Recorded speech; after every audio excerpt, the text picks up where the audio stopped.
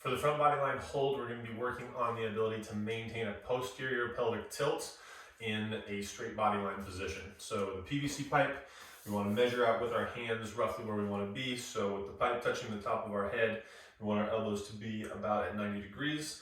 And then from there, we're going to extend overhead and reach for the sky, bringing those shoulders up towards the ear. So we're kind of shrugging through this position. Now, as we get down into our position here, if our shoulder mobility is limited to the point where we can't, from this position, reach away from the floor, then we're going to go a little bit wider to the start and then reach from there. And if that's still not possible, then we're going to allow the elbows to bend and then bring the PVC away from the floor. So those are going to be our three considerations for once we get down into position here. So we want to have something for the forehead.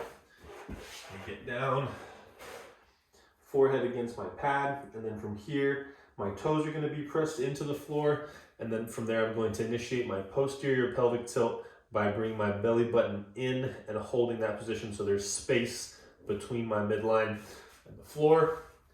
From there, I'm going to measure out with my hands where I want to be, and then I'm going to extend and reach for the sky. So I'm extending, trying to bring the back of my wrists up towards the ceiling, and I'm shrugging with my shoulders up towards my ears.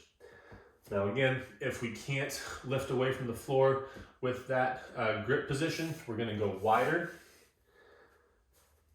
Reach, pull the belly button in, posterior pelvic tilt, and then bring the PVC up away from the floor and hold. And if that's not available to us because of shoulder mobility, then we're going to bend the elbows, and from there, reach and hold.